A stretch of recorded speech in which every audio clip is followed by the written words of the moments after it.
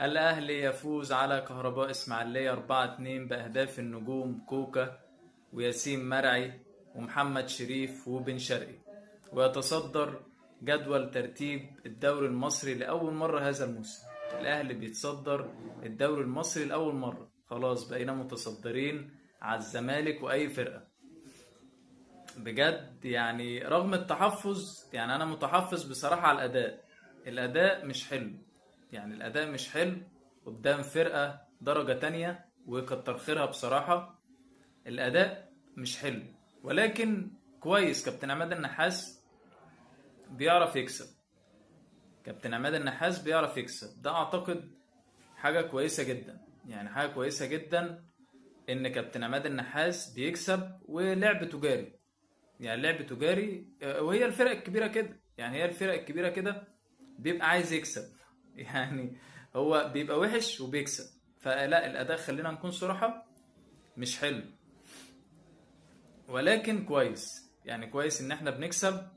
الشوط الاول بصراحة الاهلي لعب كويس جدا. يعني الاهلي لعب كويس جدا الشوط الاول. الشوط الثاني تراجع معرفش ليه، وجي فينا برضو جونين ما لهمش اي 30 لازمة بصراحة.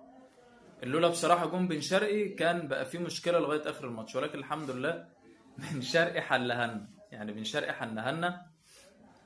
ده بالنسبة للنادي الأهلي. بالنسبة لكهرباء إسماعيلية، كهرباء إسماعيلية يعني لعب برضو يعني كالعادة لعب دفاع، وبيلعب زون ديفنس، وبيلعب على إيه، على الهجمة المرتدة. وكابتن رضا شحاتة مش عارف ليه ما بدأش بأوناجو، أحسن لعيب عنده. يعني أحسن لعيب عنده أوناجو، معرفش ليه ما بدأش بيه. يعني ما تبدأ بيه. يعني احسن لعيب عندك هو اوناج. حتى نزل غير الماتش بصراحه. اوناج لعيب كويس جدا، وكان مع بن شرقي في النادي الاهلي، في النادي الزمالك. وانا كان نفسي والله اوناج يجي النادي الاهلي بصراحه. لعيب ممتاز بصراحه.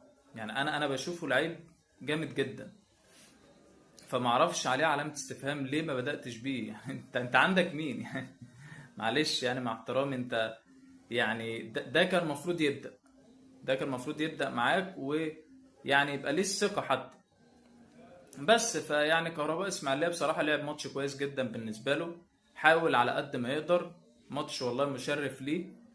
ولكن النادي الأهلي طبعا المارد الأحمر، الحصان الأحمر، إيه، الحمد لله فرض كلمته واتصدرنا جدول ترتيب الدوري. والزمالك خلاص كده يعني باي باي. وبصراحة كابتن وليد صلاح الدين عايز بس أشكره. يعني عايز أشكره، أقول له شكرا يا كابتن. وطبعا كابتن عماد النحاس طبعا، الاتنين دول بصراحة. وكابتن وليد صلاح الدين شكر خاص ليه بقى؟ قافل على الفرقة، لا في صحفيين لا في إعلام. برافو برافو برافو كابتن وليد صلاح الدين. الكابتن وليد صلاح الدين الكابتن التاريخي بقى. فهو ده الكابتن بصراحة. يعني خلاص قافل على الفرقة، ولا إعلام ولا صحفيين ولا الكلام الفاضي ده. كله يركز في إيه؟ في الفرقة. زيزو طلع جعان. زيزو الجعان يا جعان. يعني أنت جعان كورة. جعان كورة، وعامل 2 أسيست لياسين مرعي ولمحمد شريف.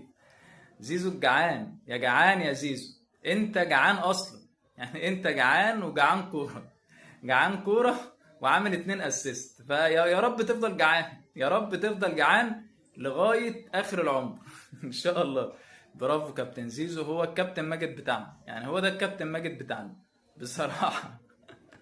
وبن شرقي هو الكابتن، بس يعني احنا عندنا كباتن كلهم. يعني الكابتن زيزو هو الكابتن ماجد وعامل 2 اسيست وجعان. يلا برافو كابتن زيزو. انا حبيت كده اختم بيك الفيديو. وهو ده الكابتن الجعان، الكابتن زيزو جعان كورة وهياكلهم كلهم. سلام.